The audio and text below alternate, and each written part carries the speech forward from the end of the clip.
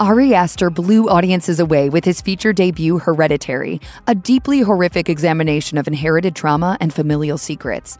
The film was hailed as one of the best horror movies of 2018, with many believing lead actress Toni Collette was snubbed by the Oscars when she wasn't nominated for Best Actress.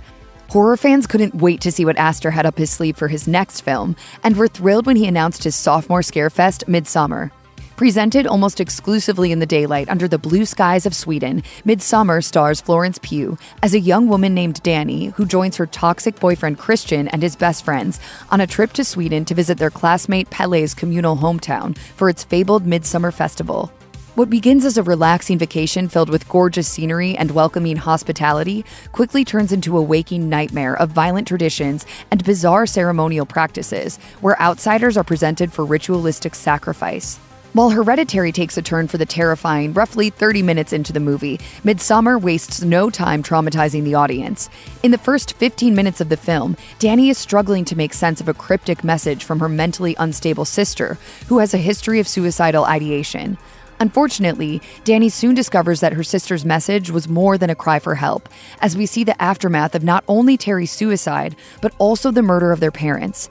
The visual of the scene is shocking enough on its own, but it's Pugh's guttural cries of agony upon learning the news that continue to haunt audiences. Her pain is palpable and harrowing, making the opening moments among the hardest to sit through. She decides to accompany Christian on his trip to Sweden to try and get her mind off the pain. Shortly after arriving in Sweden, the American visitors are welcomed to the Midsummer Festival with feasts, dancing, and tea laced with hallucinogens. All seems idyllic and well, until the ceremonial events kick off with the ritualistic self-sacrifice of two elders who voluntarily jump off a cliff. The woman lands and dies instantly, but the man misses his intended target and only breaks his leg, forcing community members to end his life with a customary blow to the head from a massive hammer. It's not long before the American guests appear to be overstaying their welcome. Despite being presented with cultural boundaries and limitations, the American guys frequently break the regulations set before them, documenting forbidden texts, urinating on memorial trees, and showing overall disregard for the heritage that surrounds them. Daly, on the other hand, having recently lost her entire family, is desperate for community, yet stuck with a boyfriend who's more concerned with ripping off his friend's thesis than remembering his girlfriend's birthday. Daly, do you feel held by him? Does he feel like home to you?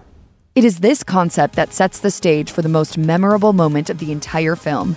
Daly has spent the course of the film bending over backward to stay in the good graces of her boyfriend and his buddies, but it is the Horga cult that finally offers Daly what she's been looking for all along.